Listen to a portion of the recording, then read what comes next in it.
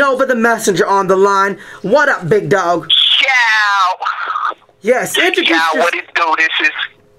This is Nova, a.k.a. J-Stack the Messenger. Yow, boys, we in the building. Classic Records, we here now, you know, and we just always appreciating the love, everything that's coming from out there in the East Bay. Next level, you the dude, man. We over here at the Classic Records. We salute you for that and for putting this platform out there. Again, this is Nova, a.k.a. J-Stack the Messenger. Go tune in, follow your boy at Nova the Messenger. That's NOVA-DAMESSENGR, Nova the Messenger. Please go tune into the music. You can hit the ReverbNation.com/Nova, aka J-Stack the Messenger, to make it even easier on yourself, fam. Just go ahead and Google Nova the Messenger, or just Google that YOW, Y-O-3-Ws. You are outstanding with worldly wisdom. We out here. Yow! Yes, yes. So everybody log on, blog on there as well. So what is it that you do, and how long you've been doing it for? Oh, man, I've been putting in this work with this music for a while, man. I've been writing since I was 12. You know, I've been putting in years into it now. You know, I've done a few things in my time, man. Back in '08, dropped the record with Lil Kim called Set It Off. Dropped a joint called State to State with your boy, Ray J. You know, we out here today, man. We making a few moves, you know. So shout out to all my people, my producers who I be working with, Chosen Divine, my man J Mac. You know, the whole squad. Cassius King, my big brother, stay with it up top out there in Washington. Salute, bro. We out here. We working hard, you know.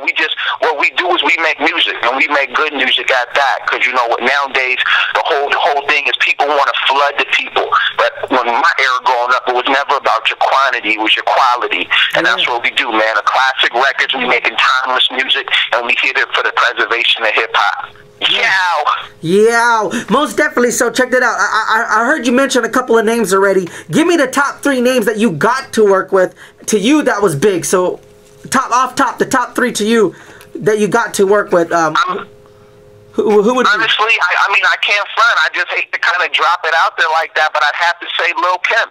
I mean, Lil Kim is, no matter what the world got to say or who like and who don't, you know, that's Hip-Hop Hall of Fame right there. When anybody that's considered there who's been around the greats like B.I.G.'s and the Tupacs, anybody who's been around the greats that's willing to nod their hat at you and wink their eye to give you that opportunity and network and do a record with them, you gotta salute them, you know?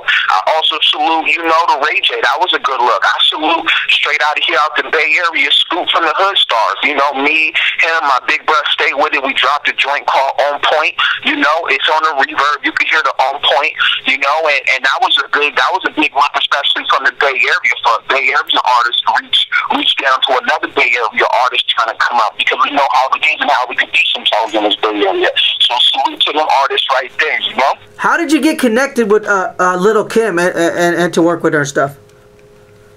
Absolutely. So I was actually recording an album down in Westlake Recording Studios. If y'all don't know where that is, that's where the infamous fight between Chris Brown and Frank Ocean just broke out about a week ago.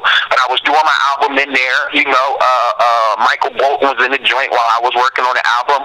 My producer is actually linked in with a lot of them. You know, but Ray J got the group, you know, the TKO, the own label. So through my producer is actually how she came through to the table, because they all work within the same arena, from production to writing records for artists and so on. So it came to the table. You know, at the time, Ray J and Kim was running around together as well down there in La La. So it was a beautiful situation that came together with both of them being there. So when she was out there for the OABT Awards, came through to Westlake, and you know, it went down. I mean, we was making history in there, and I still got some records for that to be released right now. So when you hear it, it's called Set It Off, man. It's gonna be a hit for y'all. That's what's up. Look out for that as well. Log on and blog on. So those are the top 3 you got to work with. If you could work with anybody, top 3 worldwide, international, any genre, who would that be? Top 3. We talking dead or we talking alive? Alive, man. It got to be possible, man. Alive. Okay, if we talking alive, you know, I mean, just being here from the Bay Area, you always want to go, and you want to go with the ambassador. You know what I'm saying? You want the ambassador, E40 for sure. That's just being here from the Bay. You always want to salute because they paved the way. Also, I'd like to do a record with Jada, because I think Jada has a situation where you can reach both crowds. You can touch the the hood, you could also touch the ones with that hood knowledge as well. So you could touch two different crowds with Jada. And you know, just because of where he is, in this game, I say for a third, it's hard. It'd have to go between Nas and Jay. Nas would be just because of the passion that I have for people who actually care about their craft and their art and their lyricism.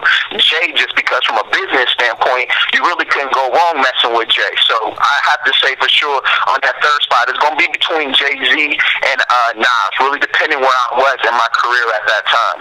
Yeah, so what is the future, man? It seems like you've been doing a lot. What does the next 5 years have for you? Man, the next 5 years, what I hope has in store, not even for me, but what I hope God has in store for me, is to be able to take my label of Classic Records to another level. You know, to take my artist. I got a nice pop female singer named Adelis, who she just gonna touch a whole nother market. You know, but ideally, I hope to be able to take my label to another level and to have a few songs sitting out there on the charts by then. You know what I mean? And open up the door as well, where it puts me in a situation where I can open up the door to other artists, because that's what it's really all about. When you get on your platform, when you get that opportunity, what you gonna do? That's what it all draw down to. So if God willing, the label's gonna be sitting in a whole different environment. A few chart toppers is sitting right there, and we opening up the door to the youth. You know what I mean? For those who really hungry for this music, and that's ideally what we shooting for over the next 5 years. Make this jump, few chart toppers. Ciao.